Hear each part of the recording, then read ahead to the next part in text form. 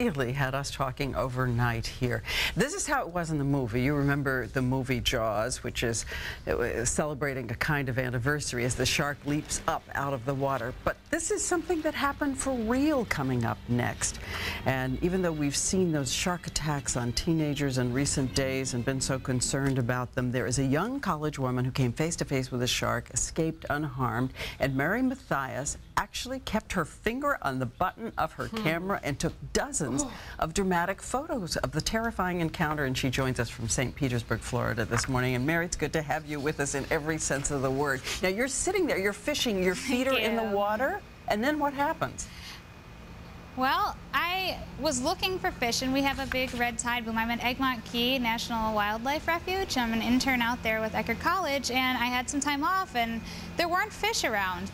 They had kind of died off, and all of a sudden I said, oh my gosh, it's a shark. And I'm a biology student, and we study sharks here. We do a lot of marine biology. So I wasn't frightened of it. I'd heard they were non-aggressive, and I got my camera out and focused on it, and the fin started coming right towards me. So I started to get a little nervous, and I've never seen Jaws, but I've seen the trailer, so I don't know, it scared me a little, but I wasn't that worried. All of a sudden, it comes towards me.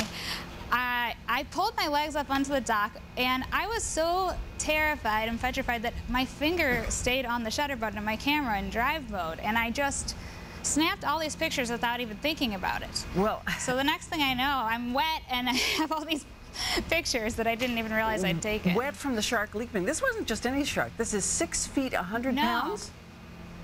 Yeah, this was a big shark. It was bigger than me, and I didn't quite realize how big it was until it leaped out of the water. Its jaws were snapping at me, and apparently it was in the throes of death.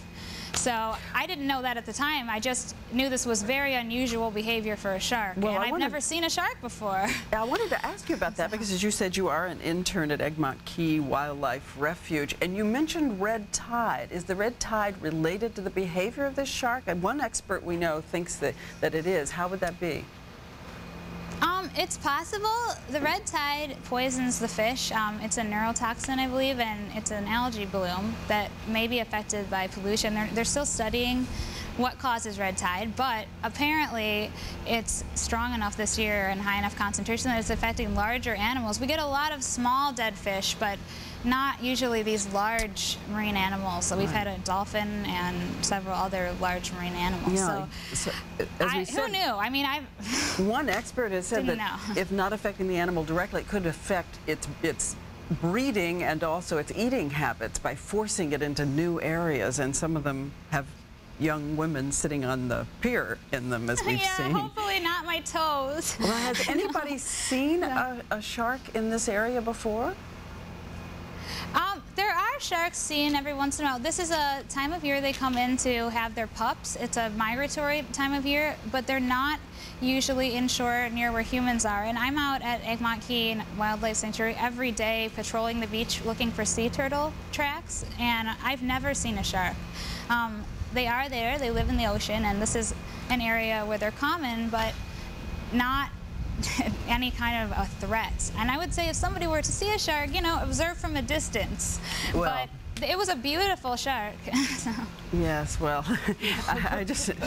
there are lots of different ways of looking at that shark, but again, to you for having the presence of mind to keep taking pictures, and also we're glad that you're all right, because it had to be terrifying as it leaps up out of the water at you.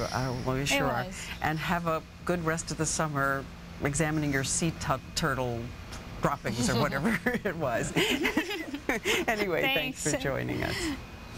We'll turn now for our weather up here. Marisol Castro in New York's Bryant Park this morning. Tell us what happened, man. Well, I was in the blanket.